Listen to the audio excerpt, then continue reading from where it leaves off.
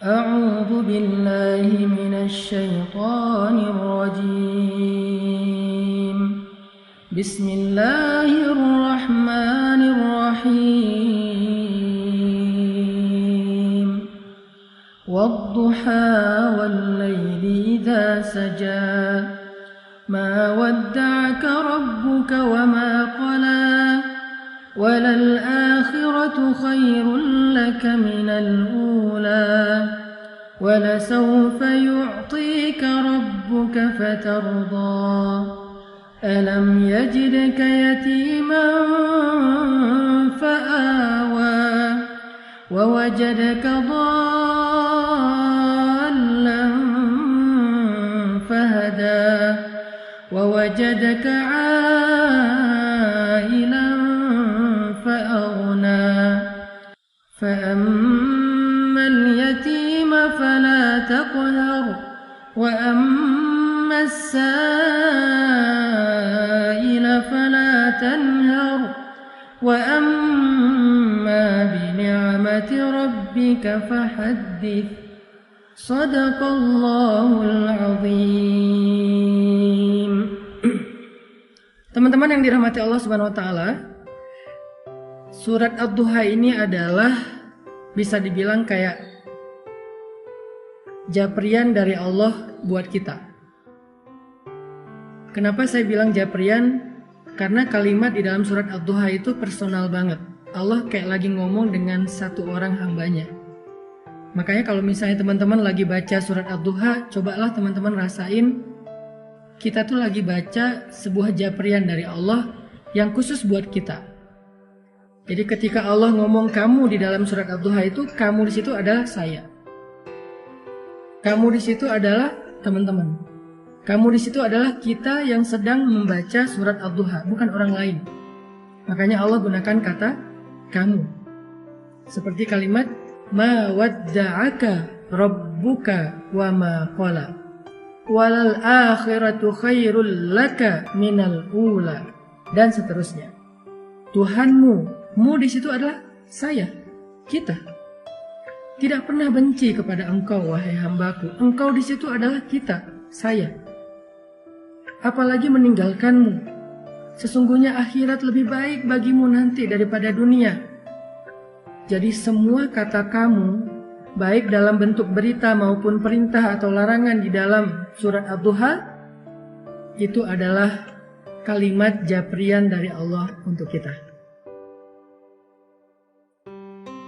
Sehingga ketika kita membaca surat Ad-Duha di malam hari, saat tahajud, apalagi ketika lagi sholat, maka coba teman-teman hayati, coba teman-teman rasakan kalau Allah lagi ngomong berdua dengan teman-teman. Itu rahasia dari tadabbur surat Ad-Duha. Coba rasakan Allah tuh lagi ngomong berdua dengan teman-teman. Allah tuh lagi japri khusus ke nomor teleponnya teman-teman. Allah tuh lagi pengen menghibur teman-teman yang sedang sedih. Allah tuh lagi pengen menghibur kita yang sedang galau. Allah tuh lagi pengen menghibur kita yang sedang terluka. Allah tuh pengen menghibur kita yang sedang lemah dan merasa gak berdaya. Coba rasakan betapa indahnya kita dihibur oleh Allah. Kita dihibur oleh Zat pemilik langit dan bumi. Kita dihibur oleh yang maha kasih sayangnya berlimpah. Kita dihibur oleh Zat yang maha indah. Kita dihibur oleh Zat yang paling penyayang. Allah itu punya rasa kasihan yang sangat besar kepada kita. Lebih daripada kasihan seorang ibu kepada hambanya. lebih daripada kasihannya seorang ayah kepadanya.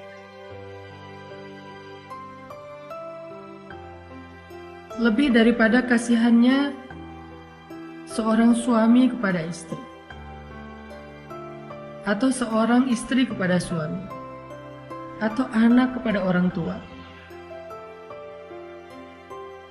Coba rasakan ketika membaca surat Ad-Duha, Allah lagi bicara dengan kita sendiri, bukan dengan orang lain.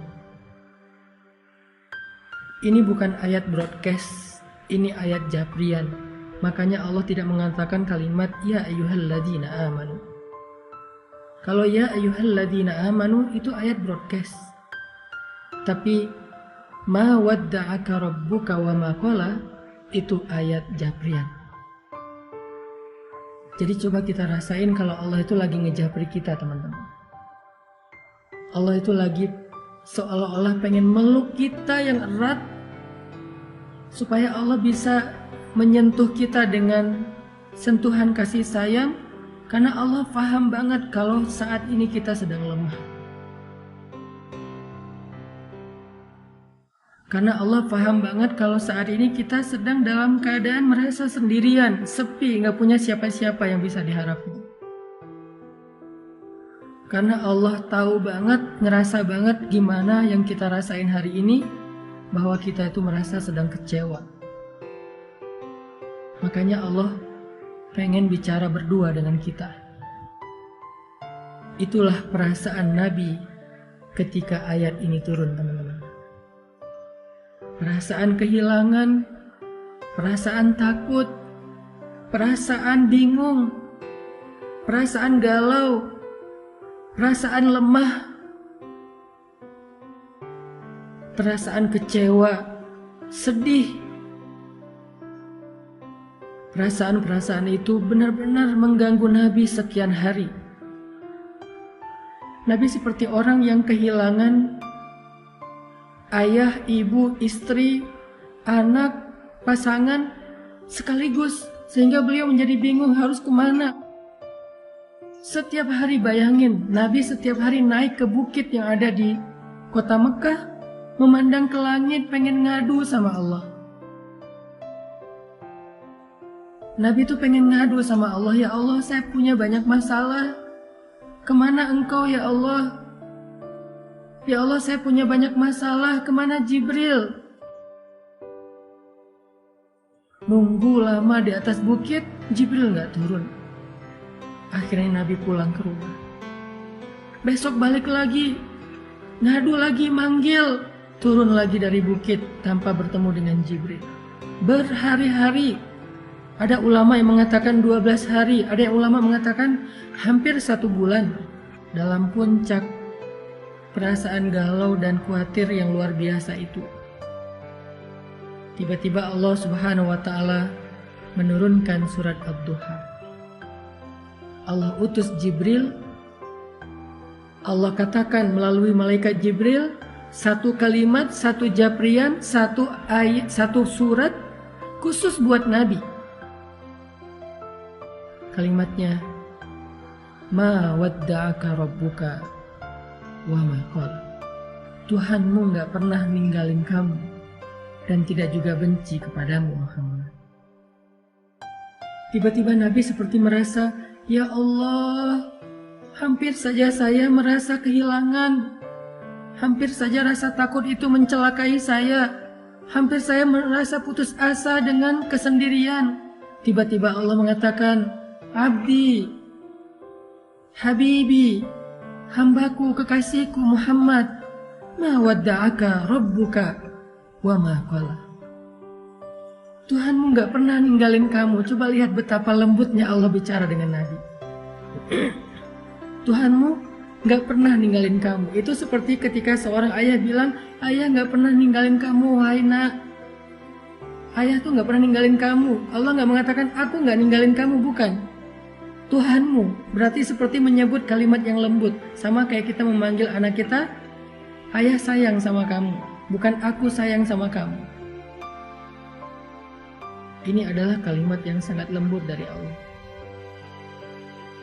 Ma wadda'aka rabbuka wa ma qala. Tuhanmu gak pernah ninggalin kamu, apalagi benci sama kamu. Dan setelah Nabi membaca surat ini, lalu surat ini ditulis oleh para sahabat di dalam mushaf, maka sejak saat itu surat ini menjadi surat pribadi dari Allah kepada semua hamba yang pernah merasakan apa yang dirasakan Nabi. Kehilangan, ketakutan, kebingungan, hilang arah, sedih, kecewa. Maka siapapun yang pernah merasakan perasaan seperti itu, apapun alasannya, mau urusan agama, mau urusan dunia, mau urusan keluarga, mau urusan karir, pekerjaan, mau urusan percintaan, apapun alasannya ketika dia merasa sedih seperti itu, maka Allah ngejapri dia dengan kalimat yang lembut. Hambaku, ma wadda'aka rabbuka wa ma qala. Tuhanmu gak pernah ninggalin kamu, apalagi benci kepadamu. Itu maksud dari surat Ad-Duha, teman-teman. Coba teman-teman nanti setelah ini kalau baca surat Ad-Duha di rumah, kalau perlu hafal surat itu karena tidak terlalu panjang untuk kita baca di dalam sholat. Setelah tahu artinya, baca dulu terjemahannya, hafal terjemahannya, nanti baca di dalam sholat ketika lagi sedih. Sholat yang gak ada yang ganggu kita, sholat sunnah, terutama sholat tahajud. Gak apa-apa baca surat ini di waktu tahajud, karena Allah bersumpah dengan waktu malam apabila telah sunyi, bukan hanya waktu duha. Kita baca, kita hayati, Allah lagi ngomong sama kita. Allah lagi pengen menenangkan dan menghibur hati kita yang sedih. Ma wadda'aka rabbuka wa ma qala.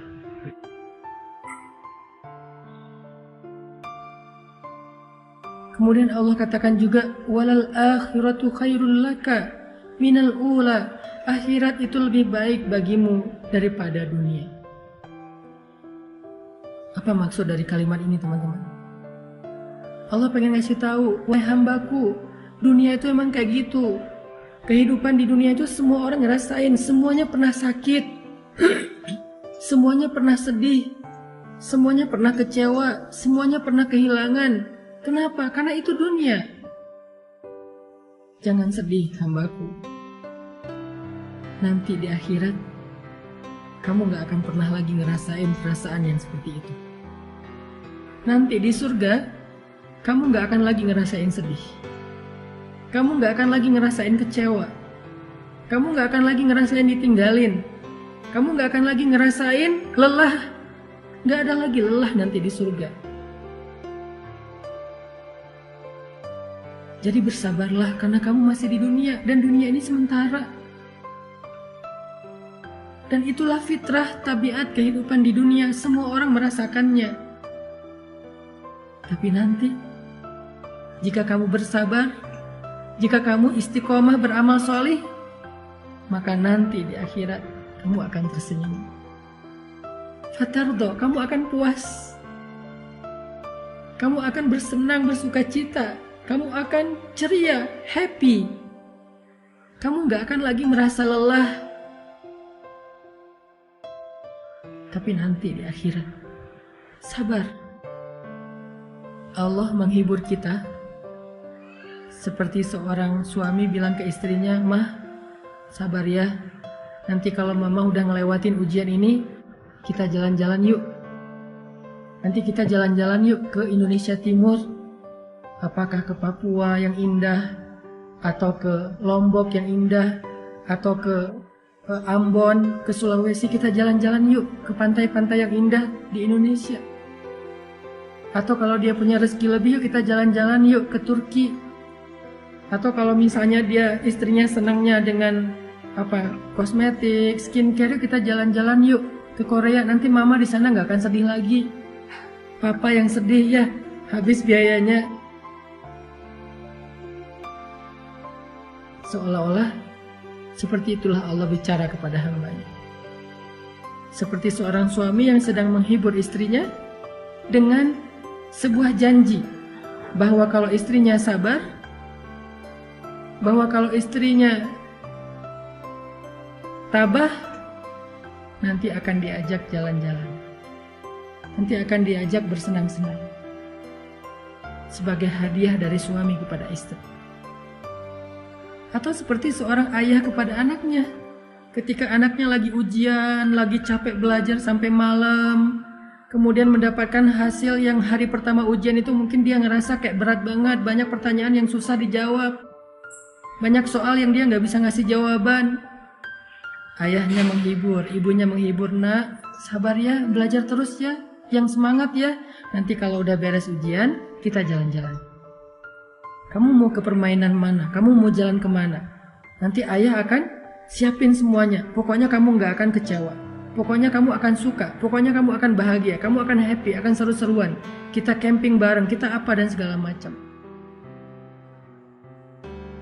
Allah lagi menghibur kita dengan kalimat walal akhiratu khairul laka minal ula. Hambaku, dunia emang kayak gini, sabar ya. Nanti di akhirat kamu akan puas. Kamu gak akan ngerasain lagi yang kayak gini-gini nih. Kamu gak akan ngerasain lagi yang namanya kecewa, sedih, kehilangan, lelah, gak ada.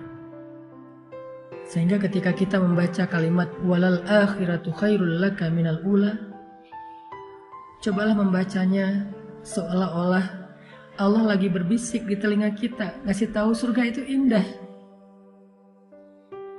Surga itu memuaskan. Surga itu apa aja ada. Nanti di sana kamu gak akan sedih lagi. Nanti di sana kamu gak akan lelah lagi. Semuanya dilayani. Kamu hanya bilang apa, mau apa. Ya Allah, saya mau makan ini. Seketika itu juga Allah akan berikan kepada kita dengan pelayan-pelayan yang sangat banyak. Rasakan seolah-olah Allah lagi berbisik di telinga kita bahwa kalau kita bisa melalui ujian ini dengan sabar, dengan istiqomah, nanti Allah akan ngajak kita jalan-jalan di surga. Dan coba dengarkan itu dengan hati. Karena hanya hati yang mendengarkan dengan iman, dengan yakin, akan terhibur dengan kalimat akhirat lebih baik daripada dunia dan engkau akan ridho.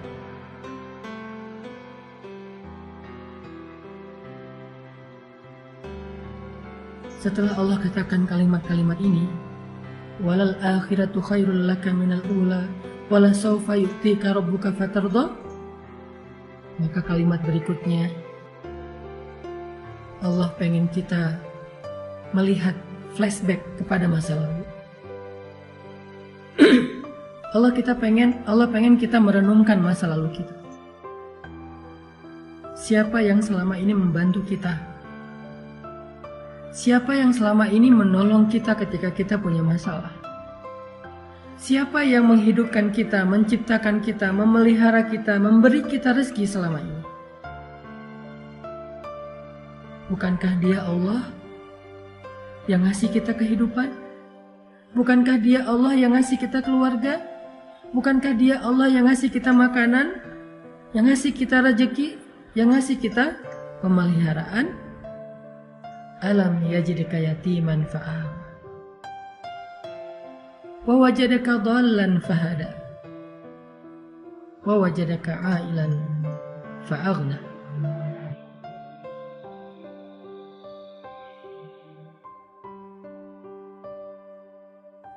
Dia yang selama ini memberikan kepada kita banyak kebaikan. Saat kita sendiri, Dia memberi kita keluarga. Saat kita dalam keadaan bingung, Dia memberi kita ide, gagasan, petunjuk, ilmu. Saat kita dalam keadaan lapar, tidak punya pakaian dan tempat tinggal, Dia beri kita kecukupan selama ini. Dan itu menjadi bukti bahwa Dia nggak pernah ninggalin kita, apalagi benci sama kita. Seolah-olah seorang kekasih mengatakan kepada pasangannya, kenapa engkau ragu dengan cintaku? Bukankah selama ini aku setia? Bukankah selama ini aku selalu mencukupkan kebutuhanmu? Aku berkorban untuk kamu. Kenapa kamu masih ragu? Aku sayang sama kamu. Seolah-olah Allah ngomong gitu sama kita, teman-teman. Seolah-olah dengan kata-kata alam yajidka yatiman fa'awa wa wajadaka dhallan fahada wa wajadaka ailan fa'aghna. Allah tuh pengen ngomong, aku tuh sayang sama kamu. Aku tuh cinta sama kamu. Kamu gak ngelihat buktinya selama ini siapa yang bantu kamu, siapa yang ngasih kamu nikmat, yang memelihara kamu, yang memperhatikan kamu, yang nolongin kamu, yang kasihan sama kamu. Kenapa kamu masih ragu? Aku sayang sama kamu, kata Allah.